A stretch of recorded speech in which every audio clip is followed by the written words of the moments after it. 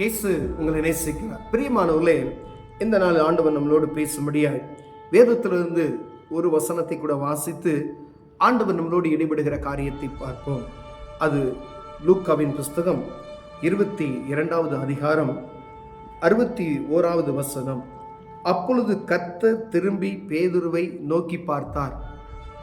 சேவல் கூகிறதுக்கு முன்னே நீ என்னை 3 தரம் மறுதலிப்பாய் என்று கர்த்தர் தன்னிடத்தில் சொன்ன வசனத்தை உடனே பேதுரு நினைவு கூர்ந்து வெளியே போய் மனக்கசந்து அழுதான். பிரியமானவர்களே, பேதுரு நான் யார் மறுதலிச்சால் நாம மறுதலிக்க மாட்டேன், எத்தனை பாடுகள் வந்தாலும் ஜீவனை கொடுப்பதற்கு நான் ஆயத்தமாய் இருக்கிறேன்னு சொல்லி ரொம்ப வைராக்கியமாய் ரொம்ப எமோஷனலாக உள்ள அவர் என்ன சொல்றாருன்னா, ஆண்டவர்கிட்ட நான் மறுதலிக்க மாட்டேன், நான் எதை இப்படி செஞ்சிருவேன் அப்படி செய்வேன் அப்படின்னு சொல்றாரு. ஆனால் ஆண்டவர் சொல்றாரு, நீ ஜாக்கிரதை. அதுக்கு முன்னாடியே ஒரு எச்சரிப்பை கொடுக்கிறாரு. ஏன்னா பிசாசானவன் உன்னை சோதிக்கும்படியே என்கிட்ட பெர்மிஷன் வாங்கியிருக்கான், நீ கவனமாரு, ஆனாலும் உன் விசுவாசம் ஒளிந்து போகாதபடிக்கு நான் உனக்காண்டி ஜெபித்துக் கொள்வேன் அப்படின்னு சொல்றாரு. அப்படி இருந்தும் ஆண்டவர் சொல்லுகிறார், இன்று இரவு சேவல் கூவுகிறதுக்கு முன்னே 3 தடவை சேவல் கூவுவதற்கு முன்னே நீ என்னை மறுதலிப்ப அப்படின்னு சொல்லி ஆண்டவர் சொல்கிறார். 2 தரம் கூவுகிறதுக்கு முன்னே 3 தரம் என்னை மறுதலிப்ப பேதுரு அப்படின்னு சொல்றாரு. அப்போ அவர் சொல்றாரு, இல்லை இல்லை இல்லை இல்லை அப்படின்னு சொல்லி. ஆனா எல்லா ஜனங்களும் ஓடிவிட்டார்கள். பேதுரு அவரை காவலில் அழைத்து கொண்டு போய் அங்கு பிலாத்துவின் அரண்மனையில் நடக்கிற எல்லா காரியத்தையும் பார்த்து கொண்டு இருக்கும் பொழுது ஒரு பெண் கேட்கிற கேள்விக்கு அவரால் பதில் சொல்ல முடியாதபடிக்கு ஆண்டவரை மறுதலிக்கிற ஒரு காரியத்தை இங்க எழுதப்பட்டு இருக்கிறது. பிரியமானவர்களே, அது ஒரு அந்த ஜீசஸ் என்ற ஒரு பிலிமை நீங்க பார்த்தீங்க அப்படின்னு சொன்னா, பேதுரு திரும்பி பார்க்க ஆண்டவரை கொண்டு போகிற இடத்துல சேவல் கூவுகிற நேரங்களையும் அவர் திரும்பி பார்க்கும் பொழுது பேதுருடைய முகத்தையும் ஆண்டவருடைய முகத்தையும் பார்க்கிறது போல எடுத்திருப்பார்கள்.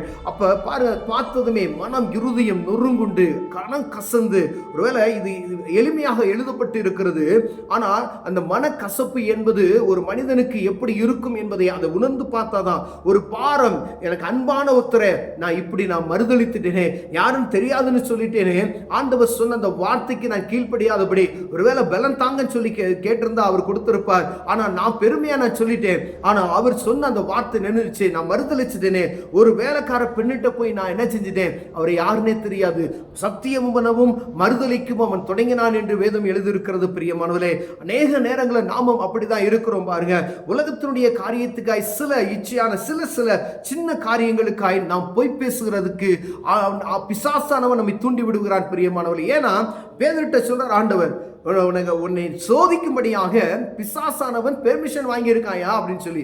அப்ப பாருங்க, ஒவ்வொரு கர்த்தருடைய பிள்ளைகளும் ஆண்டவர் பக்தி நிறைந்த மனிதர்களுக்கும் யார் உங்களுக்கு விரோதமாய் செயல்படுவான் அப்படின்னு சொன்னா, நீங்க உண்மையா நடக்கணும்னு நினைச்சீங்கன்னா என்ன செய்வானா, உங்களை உண்மையை கெடுப்பதற்கு ஒரு ஜன கூட்டம் இருக்கிறது நாம் அறிந்திருக்கிறோம். பிரியமானவர்களே, அப்பொழுது ஆண்டவர் சமூகத்தில் நீங்க இருக்கும் பொழுது ஆண்டவர் உங்களுக்காக என்ன செய்வார், உதவி செய்ய முடியும். நான் எப்படி வேணாலும் இருப்பேன் அப்படின்னு சொன்னா ஒரு சின்ன காரியத்துல நாம் தோத்து போகக்கூடிய மனிதர்களாய் காணப்படுகிறோம். பிரியமானவர்களே, அப்ப தேவ பிரசன்னத்தை நம் அனுதினமும் உணர்ந்தவர்களாய் ஆண்டவருடைய சமூகத்துல நான் இதை என்னால செய்ய முடியும் என்ற பெருமை நமக்கு இல்லாதபடிக்கு என்ன அவரே என்னை நடத்துவார் என்கிற மனத்தாழ்மை நம்ம இருதயத்துல தரித்தவர்களாய் இருப்போமையினால், நம்ம தாழ்மை குணமுள்ளவர்களாய் இருப்போமையினால் ஆண்டவர் வல்லமையை எடுத்து பயன்படுத்துவதற்கு அது போதுமானதாக இருக்கும். பிரியமான அநேக நேரங்கள்ல நாமும் அப்படிதான் செய்கிறோம். ஜெபிக்கிறோம்னு சொல்லுவோம், நான் இவ்வளோ நேரம் ஜெபிச்சிருவேன், அவ்வளோ நேரம் ஜெபிக்கிறேன், அதெல்லாம் ஒன்றும் இல்லை அப்படின்னு சொன்னா ஒரு சின்ன காரியத்தில் நம்ம என்ன செஞ்சிருவோம், விழுந்து போய் விடுவோம். பிரியமானவர்களே, அப்போ நான் விழுந்து போகாதபடிக்கு எச்சரிக்கையாக இருக்க முடியும். யார் நமக்கு உதவி செய்வானா,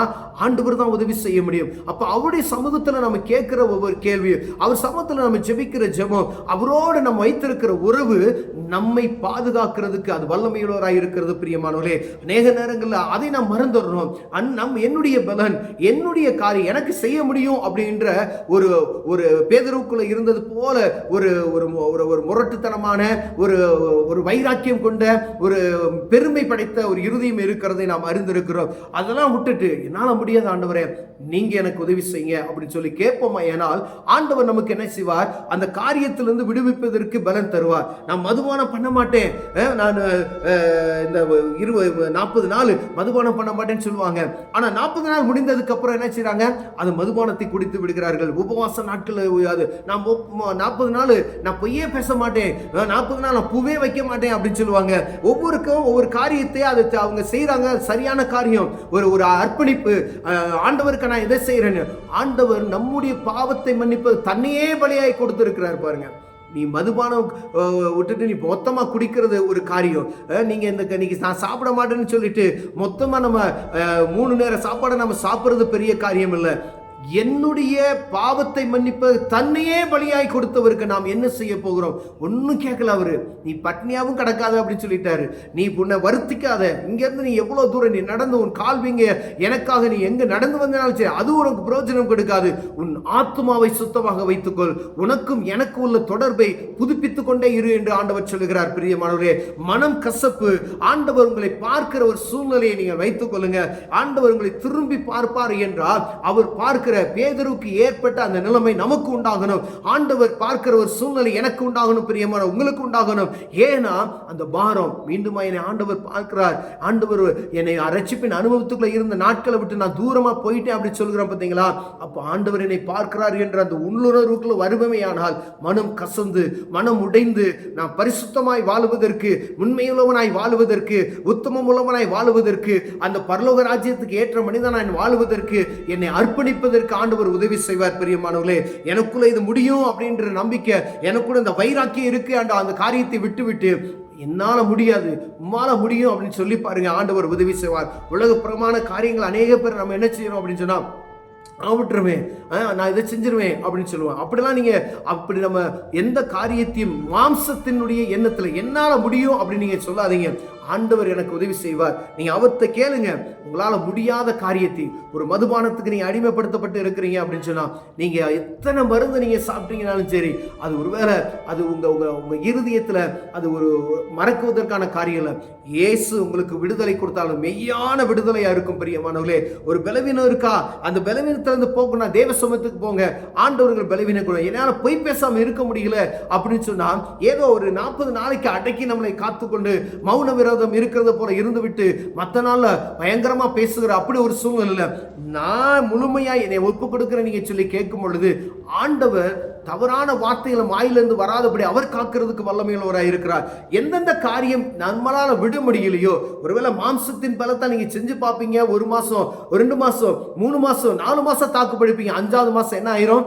அது மீண்டுமாய் நமக்குள் வேர் பிடித்து கூட கொஞ்சம் வளர ஆரம்பித்து விட. பிரியமானவர்களே, அப்ப என்னால முடியாத ஆண்டவரே நீங்க எனக்கு உதவி செய்யும் சொல்லி கேட்டோமானால், ஆண்டவர் நமக்கு பலனை தந்து எந்த காரியத்தை நாம் விடணுமோ அந்த காரியத்திலிருந்து நம்மை விடுவித்து பாதுகாக்க வல்லமையில் இருக்கார். பெருமையான ஒரு குணம் நமக்குள்ள இல்லாதபடிக்கு ஆண்டவர் விரும்புகிறார். நீ கவனமாயிரு, ஆண்டவர் சொல்லுகிறார். எல்லா காரியத்திலும் நீ கவனமாயிரு, நான் உனக்கு உதவி செய்வேன் என்று ஆண்டவர் சொல்லுகிறார். ஆனா சில நேரங்கள்ல நம்ம மேல நம்ம வைத்திருக்கிற நம்பிக்கை, நம்ம மேல வைத்திருக்கிற அந்த காரியம் பெருமையாய் காணப்படுகிறது. பிரியமானவர்களே, ஏன் நம்பிக்கை இல்லை, நீங்க தான் என்னோட இருந்து வாசம் செய்ய போறீங்க அப்படின்னு சொன்னோம்னா, ஆண்டவர் நமக்கு எல்லா காரியத்திலும் உதவி செய்ய வல்லமையுள்ளவராக இருக்கிறார். பிரியமானவர்களே, கண்களை மூடுவோம், ஜெபிப்போம். அன்பின் தகப்பனே, ஆண்டவரே, பேதுருக்குள்ள இருந்த ஆண்டவரே நல்ல குணநலங்கள் எவ்வளவோ இருக்கிறது. ஆனாலும் ஆண்டவரே அப்பா, பேதுரு மனம் கசந்து அழுந்த அந்த சூழ்நிலை நாங்கள் நினைத்து பார்க்கிறோம். அவருக்குள்ளாய் தேவன் சபையை கட்டுவேன் என்று வாக்குரைத்து கட்டினீர். ஆண்டவரே, எங்களுக்குள்ள காணப்பட்ட ஆரம்பத்தில் நாங்கள் இருந்த காரியத்திலிருந்து விலகி போய் இருக்கிறோம். தேவன் எங்களை ஒரு விசை திரும்பி பார்ப்பீராக. எங்களுக்குள்ள காணப்பட்ட காரியங்களை நொறுக்கி ஆண்டவரே மனம் கசந்து அழுந்து தேவ சமூகத்தில் ஒப்புரவாகிற ஒரு கிருபியான நேரத்தை தாங்க நான் செபிக்கிறையா. தாழ்த்து அர்ப்பணிக்கிற இயேசுவின் நாமத்தில் பிதாவே, ஆமென்.